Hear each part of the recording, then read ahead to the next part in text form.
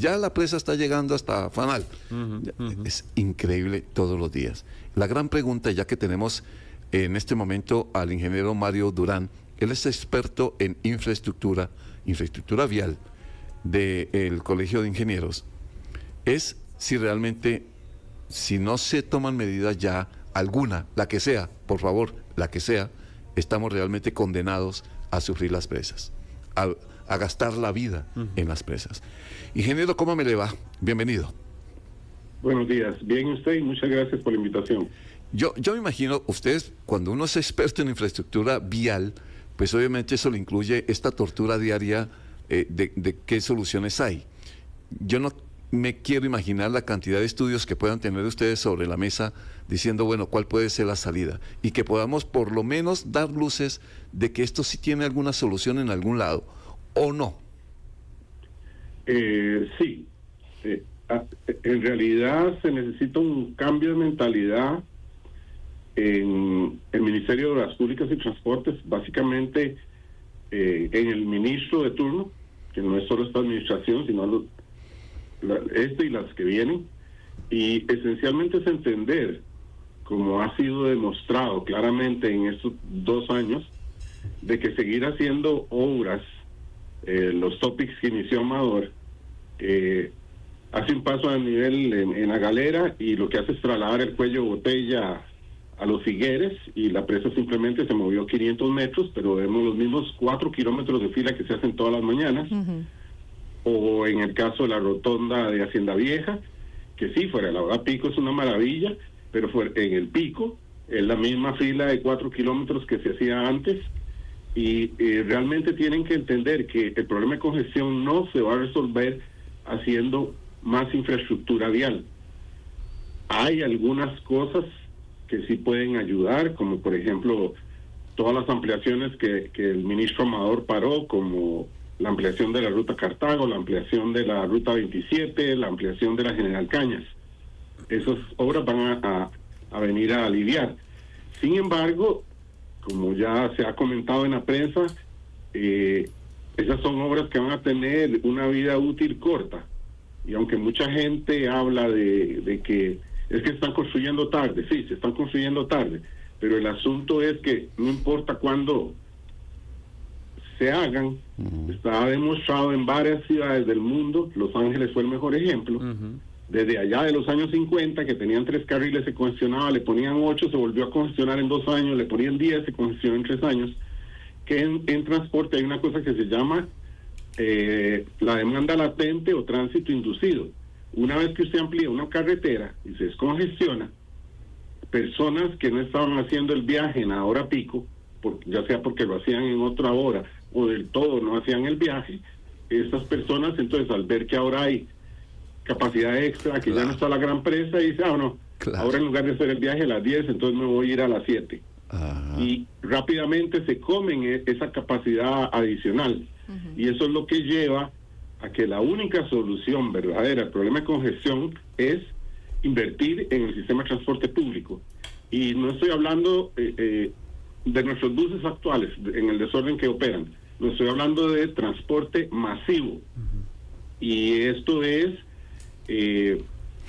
metro. Todavía nos falta tiempo, pienso yo. La demanda no es tan alta como para tener un metro, pero sí en tener un tren liviano como el que se ha propuesto en las 2 administraciones anteriores, o bien algo que ni siquiera hemos considerado como alternativa, que técnicamente se llama BRT, Bus Rapid Transit, que quiere decir sistemas de buses rápidos, que funcionan exactamente igual que un tren, pero con buses doble articulado, que cada bus tiene capacidad de 250 pasajeros y que funciona con estaciones exactamente igual que un tren, que nos permite movilizar 30,000, 40,000 personas por hora por dirección, que es lo mismo que un tren urbano bien diseñado. Ese es como el de Curitiba o el que funciona en Bogotá, el Transmilenio.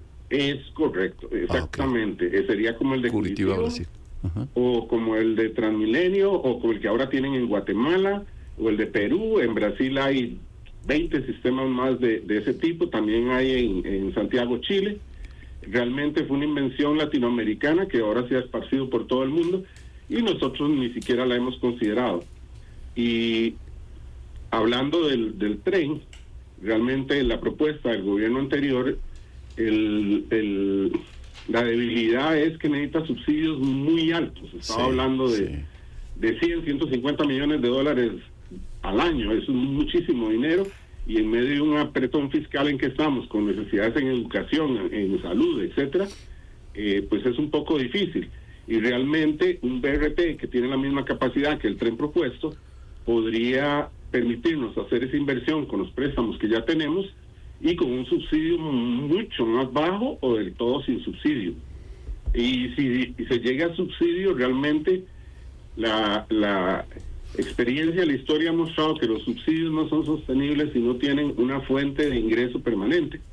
Y en este caso se ha hablado entre especialistas del área de que una forma de hacerlo sería poner un peaje moderado en circunvalación y que un 50 o un 60% de lo que se cobre ese peaje se traslade al transporte público para financiar estos corredores rápidos de buses, trenes, y parte del dinero se use para hacer mejoras, porque también, si bien es cierto, más infraestructura no resuelve, pero es muy claro que Circunvalación Norte se congestionó porque esa rotonda que hicieron en el segundo nivel está mal diseñada, y no es por el flujo de la carretera.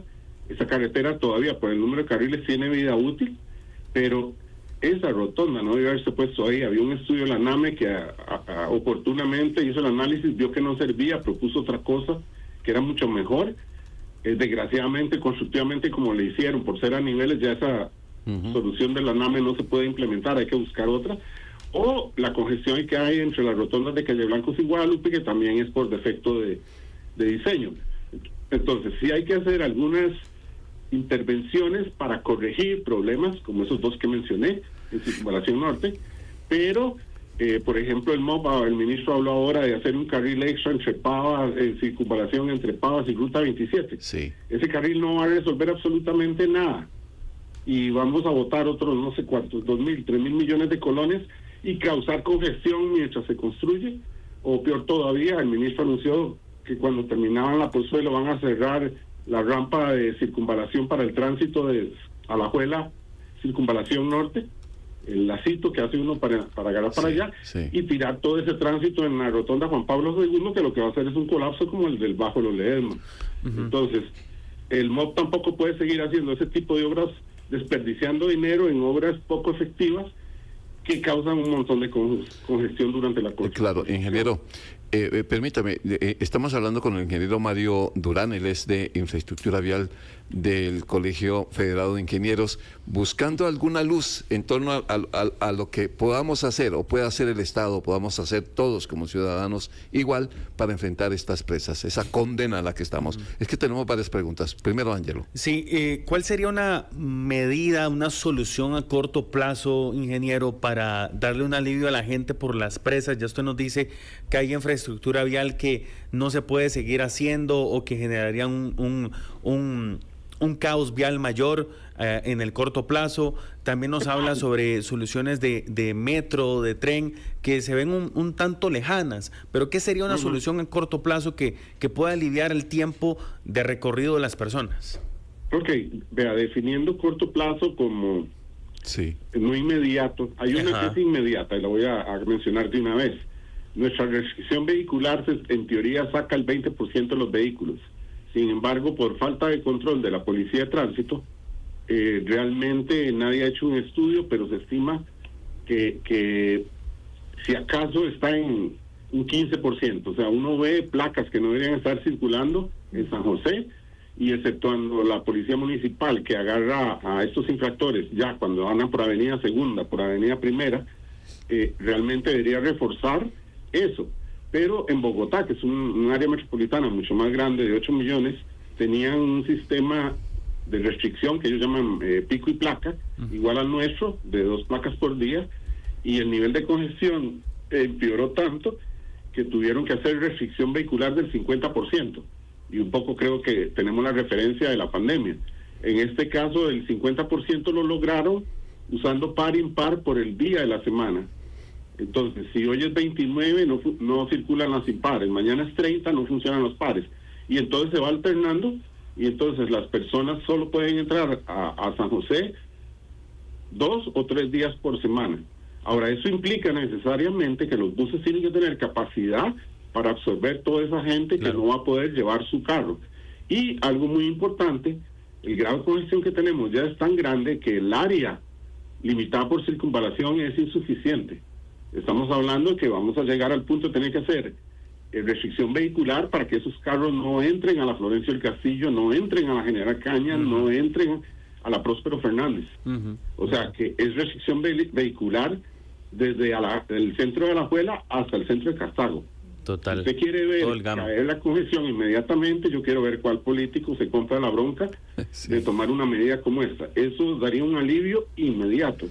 Ahora, póngase a pensar que dentro de pronto se va a ampliar la ruta 27, la ruta 1 y la ruta 2, la Florencio del Castillo. ¿Cómo va a manejarse si ya están congestionadas las ampliaciones, la construcción de nuevos intercambios?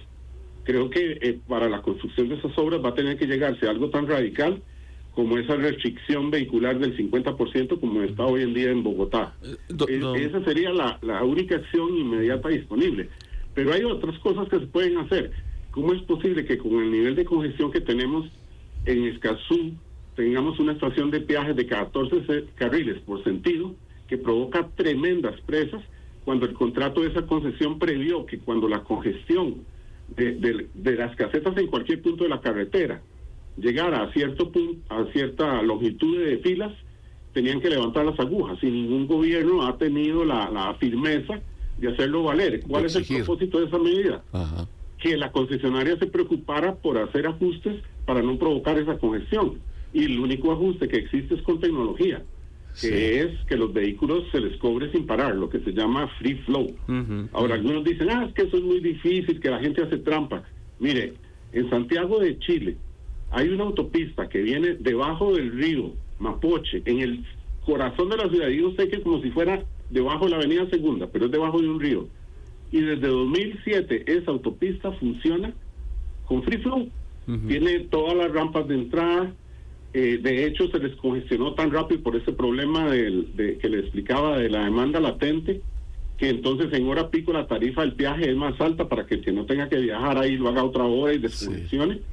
Entonces, existe la tecnología. En Londres se cobra el peaje por congestión usando lectura con cámaras de los números de placa. Y vaya a Estados Unidos, Miami, San Francisco, usted pasa los peajes sin parar. Entonces, no es posible que no tengamos esa tecnología, y esa es una de las soluciones que ayuda a quitar don Mario, una botella como esa. Y le cierro la idea. Y si usted ve las propuestas que se hicieron de la ampliación de Ruta 2 por concesión, tiene un peaje entre Ríos y un peaje en Hacienda Vieja. La propuesta de ampliar Ruta 1 nueva que presentó ahora el gobierno tiene un peaje en Ciudad Careari y un peaje en Río Segundo. El peaje de Ciudad Careari es de 20 carriles por sentido. Le vamos a poner 8 carriles a la autopista para hacer a todo el mundo parar en Ciudad Careari en una fila como la que hay hoy en Escazú, y luego paran otra vez en Río Segundo. Igual en la Ruta 2, los vamos a parar entre Ríos y luego los vamos a parar en Hacienda Vieja. Don Mario, tiene ningún sentido, y que demuestra que no hay conciencia de cómo se debe gestionar el sistema de transporte para aliviar la congestión. Don Mario, entonces alguien no quiere hacerlo, simplemente el tema es político, pasa por el tema político. El tema de comerse la bronca. Las decisiones con criterios técnicos, porque ese montón de remiendos que han estado haciendo y gastando 1.000 millones, 3.000 millones de colones en cosas que no son efectivas, demuestra que no hay estudios, que no pasó por Mideplan, no tiene factibilidad, son ocurrencias, y con ocurrencias no vamos a salir de problemas. Tienen que hacerse las cosas técnicamente. Le agrego otra medida que es obvia, que deberíamos haber tenido hace tiempo, son los semáforos inteligentes, que eso existe desde hace más de 30 años. Y semáforo inteligente quiere decir, es un semáforo con sensores, que cuando en una carretera, en uno de sus accesos, no está viniendo ningún carro, no da el rojo a la vía principal y la detiene para que no cruce nadie. Si no viene nadie, el semáforo continúa el verde en la vía principal, y a la gente no le gustan los semáforos. Pero un sistema de semáforos inteligentes hace que el flujo, que el tránsito fluya mejor, que no esté tan parado.